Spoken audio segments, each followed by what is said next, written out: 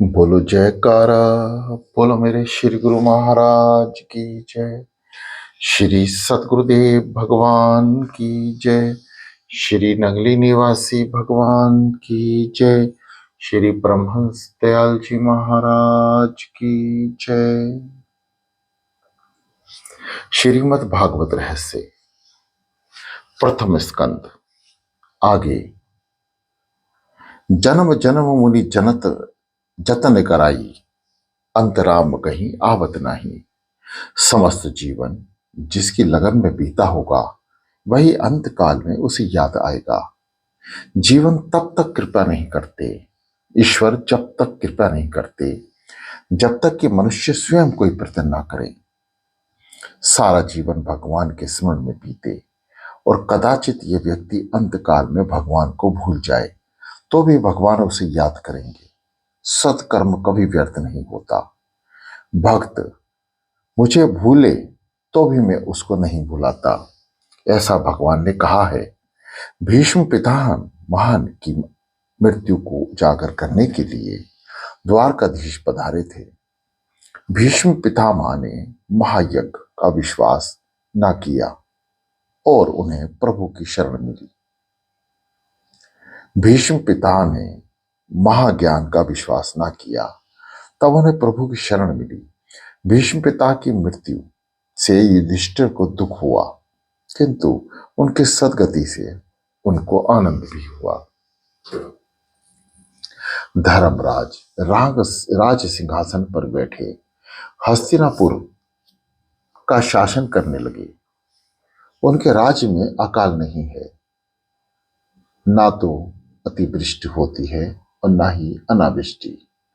धर्मराज के राज्य में ना तो कोई भूखा है और ना कोई बीमार। धर्म की मर्यादा का पालन करने वाला कभी भी दुखी या बीमार नहीं होता। अनेक जन्मों की भोग वासना अभी मन में है, उसका बिल्कुल नाश तो नहीं हो सकता, किंतु विवेक से उपभोग करोगे तो अंत काल तक इंद्रियां स्वस्थ रहेंगी। धर्म की मर्यादा में रहकर मनुष्य अर्थ और काम का उपयोग करेगा तो वह दुखी नहीं रहेगा। संयम और सदाचार नहीं बढ़े तो धन संपत्ति भी आनंद नहीं दे सकती। सूत जी सावधान करते हैं, धर्मराज के राज्य में धर्म की भी शिक्षा दी जाती है। अरयोग्यम भास्करात इच्छतम मोक्षम इच्छतम जनार्दन। सूर्य नारायण प्रत्यक्ष भगवान हैं और बाकी सभी देव भावना से सिद्ध होते हैं। सूर्य नारायण का प्रत्यक्ष दर्शन होता है, उनके दर्शन के लिए भावना की वैसी कोई आवश्यकता नहीं है। इसी प्रत्यक्ष देव की आराधना करो। धर्मराज की सूर्य नारायण की उपासना करते हैं। सूर्य नारायण की आराधना किए बिना बुद्धि शुद्ध नहीं होती। ज्यादा नहीं तो कम से कम रोज 12 सूर्य नमस्कार करो। मेरे सूर्य नारायण और कृष्ण देव एक ही हैं। सूर्य ही सूर्य नारायण है, कृष्ण ही सूर्य नारायण है। श्री कृष्ण भगवान ने स्वयं ही गीता में कहा है कि ज्योतिषा आदित्यो। इस सूर्य नारायण की उपासना का क्रम कहा गया है। उनकी उपासना करने वाला कभी दरिद्र नहीं बनता। महाभारत में वन पर्व में कथा है, युधिष्ठिर सूर्य नारायण की उपासना करते थे। वन में सूर्य देव ने उनको एक अक्ष पात्र दिया। राम को भी सूर्य ने शक्ति दी थी और उसी शक्ति से उन्होंने रावण को मारा। राम ने भी यही आदर्श सामने रखा कि मैं स्वयं ईश्वर हूं, फिर भी सूर्य नारायण की उपासना करता हूं। धर्म के साथ नीति का निर्वाह अर्थात संबंध ना हो तब तक नीति विधवा जैसी ही है और बिना नीति के धर्म विदुर है। अर्थोपार्जनम वैसे तो धर्म है, परंतु वह धर्मानुकूल होना चाहिए। धर्मराज के पवित्र राज्य में किसी के भी घर में कोई कलेश ना था। पुत्र माता पिता की आज्ञा का पालन करता है।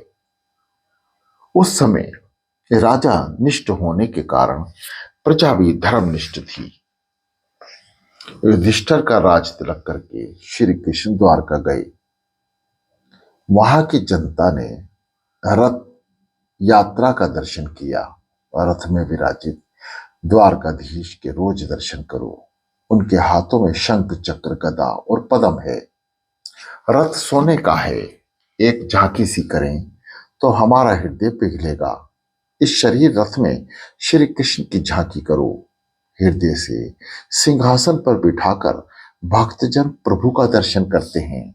ज्ञानी जन समाधि की अवस्था में ललाट में ब्रह्म दर्शन करते हैं।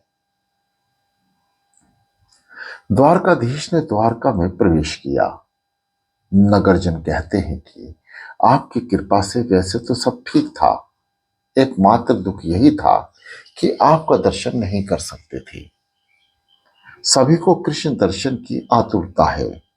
भगवान ने अनेक रूप धारण किए और 16,000 रानियों के साथ राजप्रसाद में प्रवेश किया। भगवान वाणी चतुर है। सभी रानियों से कहते हैं कि मैं तेरे ही घर में पहले आया हूं। दूसरे दिन रानियों के बीच प्रेम कला हुआ।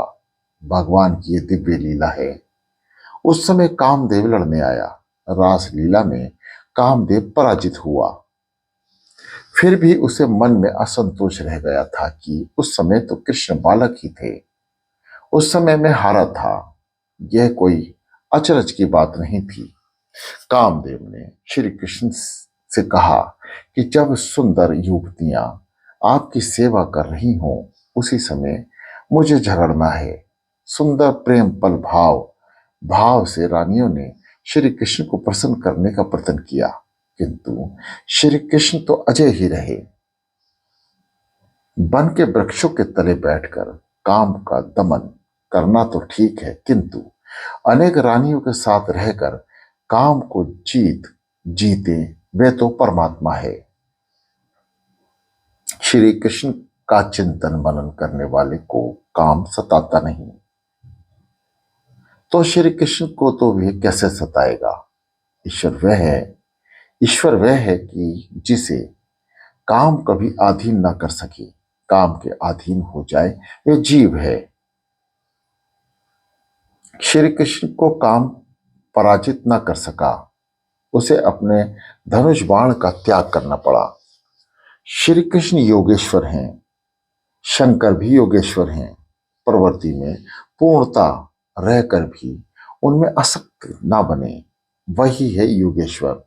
संपूर्ण निर्वृत्ति रहकर स्वरूप में स्थिर रहे, वह है योगीश्वर।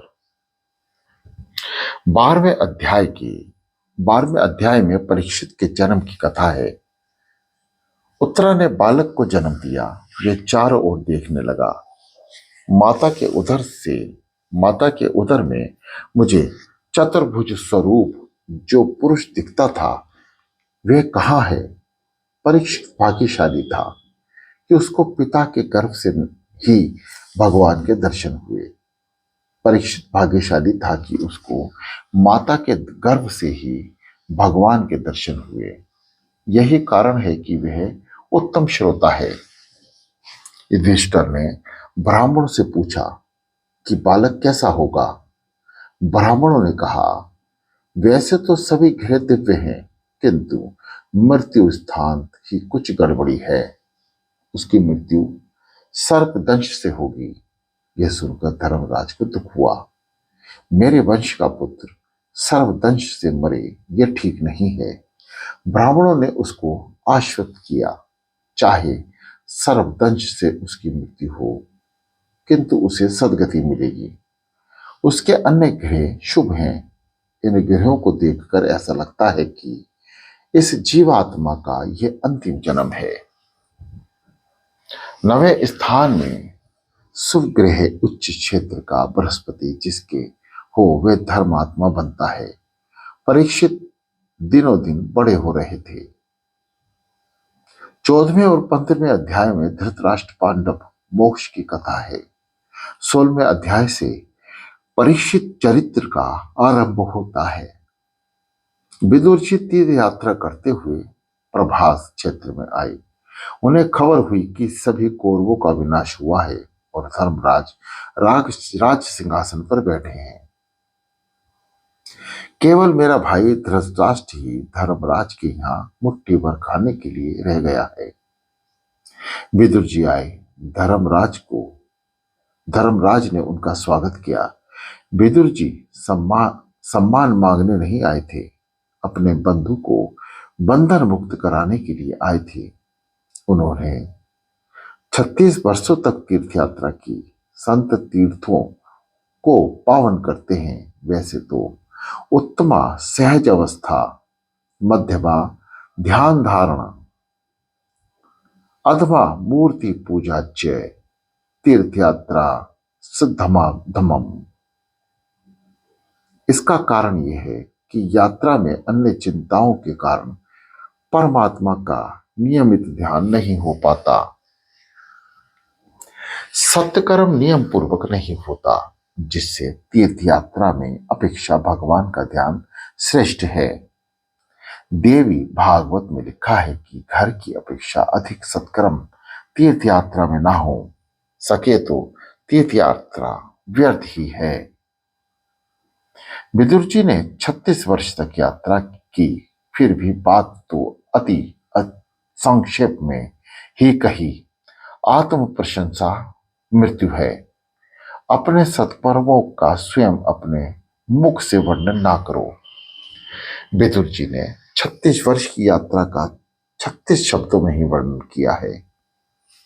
आजकल वो लोग हमने इतनी यात्रा की आजकल तो लोग हमने इतनी यात्रा की ऐसी बात करते हैं। अपने हाथ से जो पुण्य करे हों, कार्य हों, उसे भूल जाओ और जो पाप हो उसे याद रखो। सुखी जीवन होने का ये मार्ग है, किंतु मनुष्य पुण्य तो याद रखता है किंतु पाप को भुला जाता है। युवा अवस्था में जिसने बहुत पाप किए हों उसे वृद्ध अवस्था में नींद नहीं आती। मध्य रात्रि में के समय विदुर जी धृतराष्ट्र के पास गए। वे जाग रहे थे। विदुर जी ने पूछा कि नींद नहीं आ रही है क्या? जिस भीम को तुमने विष भरे लड्डू खिलाई, उसी के घर में तुम अब मीठे लड्डू खा रहे हो। धिक्कार है तुम्हें। पांडवों को तुमने दुख दिया। तुम ऐसे दुष्ट हो कि राज्यसभा में द्रौपदी को बुलाने की तुमने सम्मति दी। पांडवों को छोड़कर अब यात्रा करो। धृतराष्ट्र कहता है कि मेरे भतीजे बड़े अच्छे हैं, मेरी खूब सेवा करते हैं, उन्हें छोड़कर जाने को दिल नहीं होता। विदुर जी कहते हैं अब तुम्हें भतीजा प्यारा लग रहा है।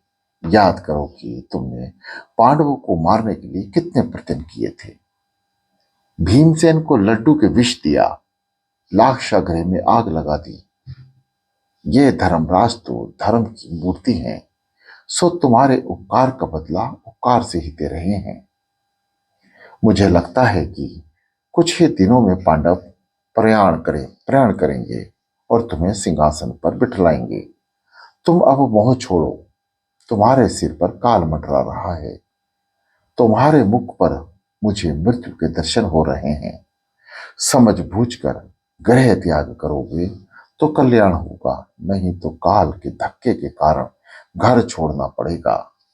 घर छोड़े बिना कोई चारा नहीं है। खुद समझ सोचकर घर छोड़ो। वे बुद्धिमान है। कुछ ही समय में तुम्हारी मृत्यु होगी। वे जीव ऐसा अनाड़ी है कि सोच समझकर स्वयं कुछ छोड़ना नहीं चाहता, किंतु जब डॉक्टर कहता है कि ब्लड प्रेशर है, काम काज बंद करो, आराम नहीं करोगे तो जोखिम है, तभी वह डर के मारे घर में बैठ जाता है।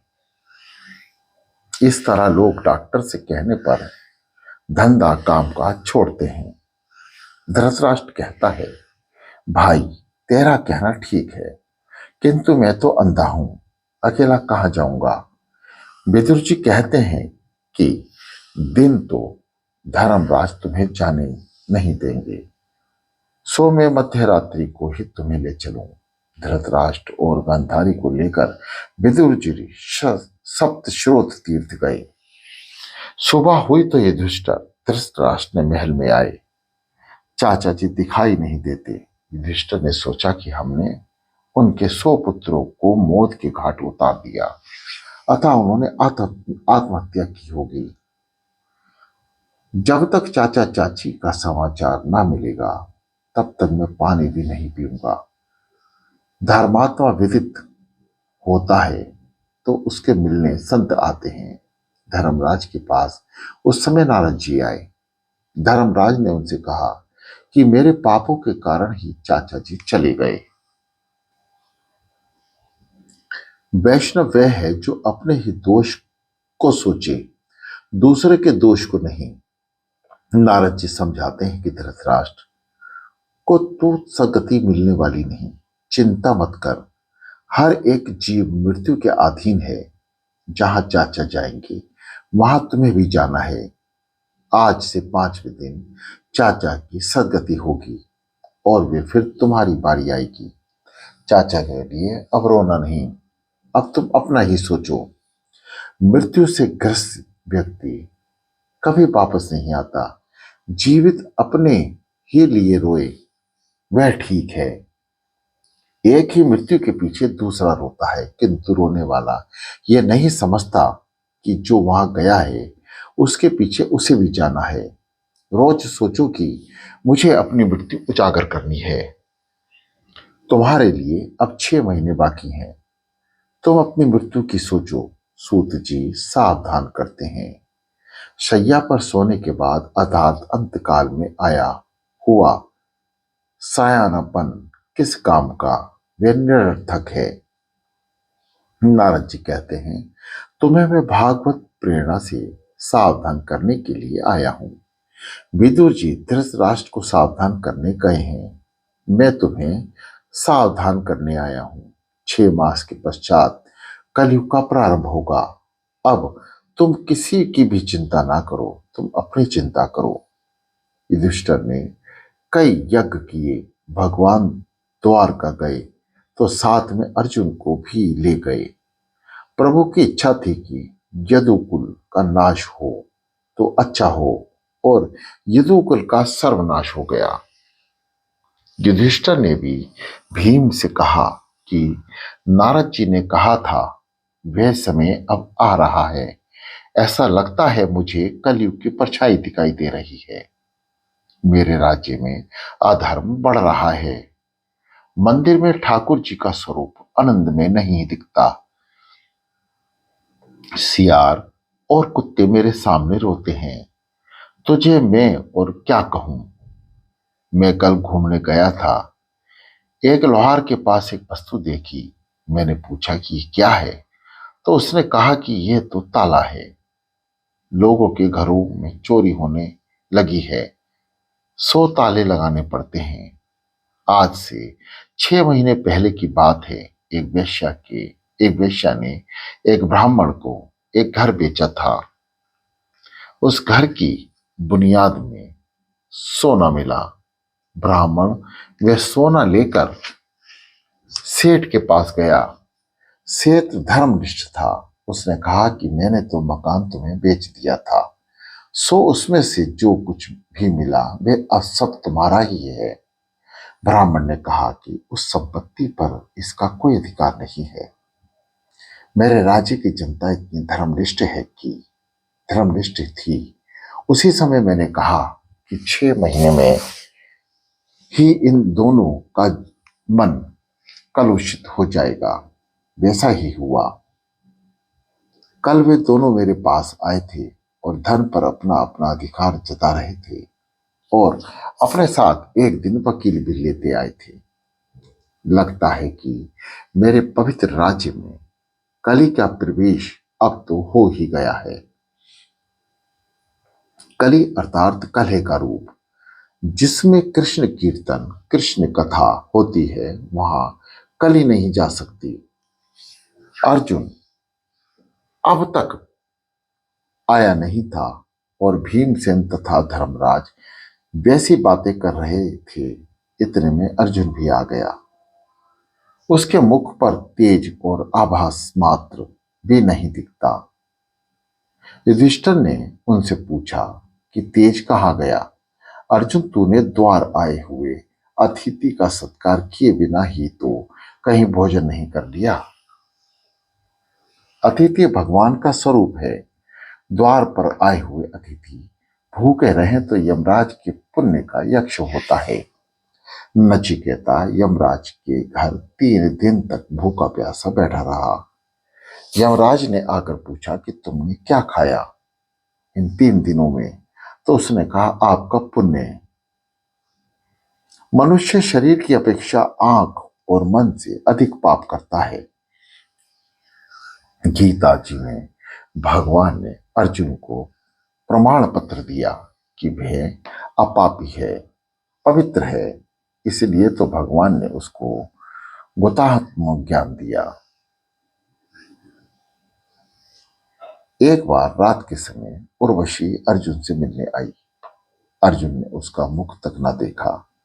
उसने उर्वशी से कहा कि माता जी, मैं तो उत्तराखंड का वासी हूं। मेरे लिए पर स्त्री माता समान है। एकांत में जो काम को पराजित करे वही वीर है। मुझे पूरा भरोसा है कि पर स्त्री गमन पाप नहीं कर सकती। फिर भी वह राज निस्तेज क्यों है। मुझे तो ये क्षण कलयुग के लगते हैं। धर्मराज अर्जुन से पूछते हैं, तेरे आत्मस्वरूप परमात्मा श्री कृष्ण कुशल तो है ना। वे द्वारका में ही है क्या। अर्जुन ने कहा, क्या बताऊं भाई, मेरे प्रभु ने मेरा त्याग किया है। जिन्होंने लाक्षागृह में हमें बचाया था वे अब तो स्वयं धाम पधारे हैं।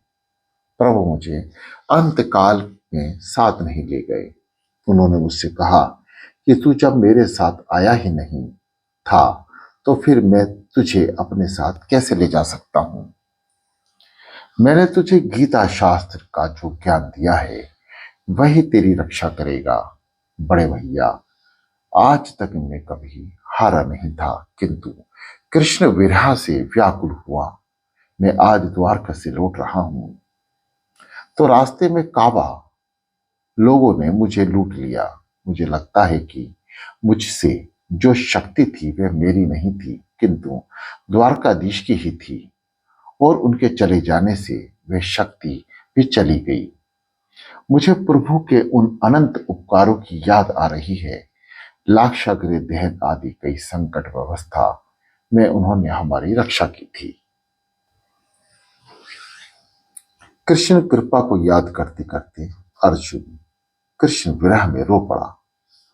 धर्मराज ने अर्जुन से कह रहा है कि द्रौपदा राज की राज्यसभा में मैंने जो मत्स्य वेद किया था वे भगवान की शक्ति के बल पर ही किया था। कई महाराजा मत्स्य भेद ना कर सके थे। कर्ण ने सोचा कि मैं मत्स्य भेद करूं। कृष्ण ने सोचा कि कर्ण ने मत्स्य भेद कर दिया तो मेरा अर्जुन रह जाएगा और द्रौपदी कर्ण की हो जाएगी। ऐसा सोचकर ही श्री कृष्ण ने सभा में कर्ण का अपमान करवाया। कृष्ण ने एक दासी को द्रौपदी के पास भेजा। द्रौपदी ने हीन जाति के कर्ण से विवाह करने से इनकार कर दिया। मुझ में तो हिम्मत ही ना थी, किंतु मुझ पर भगवान की कृपा दृष्टि थी, जिससे मुझ में शक्ति संचार हुआ और मैं उस दिन मत्स्य भेद कर सका। लाक्षागृह की आग में पांडव जलकर मर गए हैं। ऐसा मानकर दुर्योधन ने तो उनका श्राद्ध भी कर दिया था। संसार में मन रूपी मत्स्य घूमता फिरता है, उसको विवेक रूपी बाण से मारो। जिसे द्रौपदी मिलती है उसका सारथी भगवान को होना पड़ता है। द्रौपदी कृष्ण भक्ति का ही नाम है। मन को जब तक ना मारोगे कृष्ण भक्ति प्राप्त नहीं होगी। मन को जो प्रिय है वह मत करो।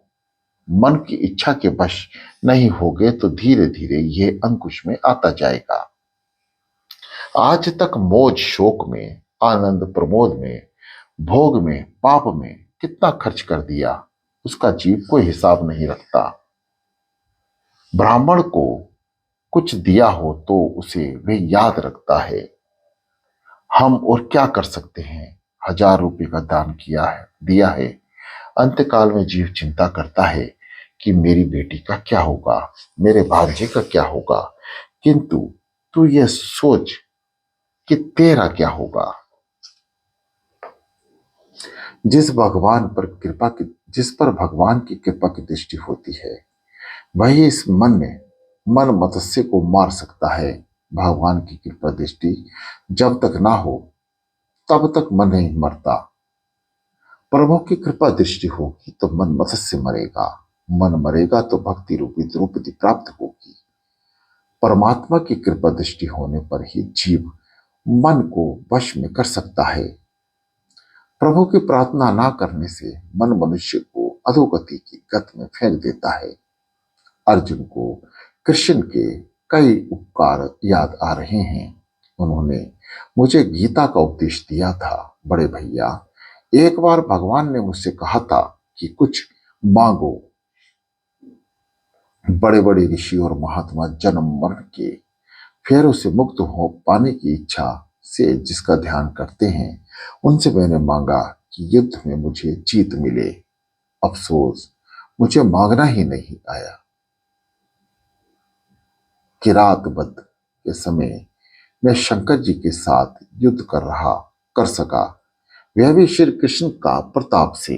बड़े भैया, द्रौपदी से भी कितना स्नेह था। द्रौपदी के केश पकड़कर दुष्ट जन उसे सभा में खींच लाए। आंसू भरी आंखों से द्रौपदी कृष्ण के चरणों में जा गिरी। उन्होंने सभा में ही प्रतिज्ञा की, इस अपमान का मैं बदला लूंगा। और कृष्ण ने उस दुष्टों को ऐसी दशा की कि उनकी पत्नियां विधवा बनी और उन्हें अपने केश स्वयं ही छोड़ने पड़े। बड़े भैया, याद करो यह प्रसंग कि जब हमारा नाश होने के लिए कपट करके दुर्योधन ने दुर्वासन का को भेजा था। भाजी के एक ही पत्ते के अक्षय पात्र भर के कृष्ण ने हमें उस संकट से बचाया था। दुर्योधन के 4 महीनों तक दुर्वासा को अपने यहां भोजन करवाया। वे प्रसन्न हुए। उन्होंने दुर्योधन से वर मांगने के लिए कहा। दुर्योधन ने सोचा कि दुर्वासा के शाप से पांडवों का नाश करने का ये अच्छा अवसर है। कल इस ऋषि का एकादशी का अनशन था। वैसे तो सूर्यदेव का अक्षय पात्र पांडवों के पास है, किंतु द्रौपदी के भोजन कर लेने के बाद उसमें से कुछ भी नहीं मिलता। दुर्वासा द्रौपदी के भोजन करने के बाद वहां पहुंचेंगे और द्रौपदी से भोजन न मिलने पर क्रोधित होंगे और पांडवों को शाप देंगे, जिससे पांडवों की दुर्गति होगी। बोलो जयकारा, बोलो मेरे श्री गुरु महाराज की जय।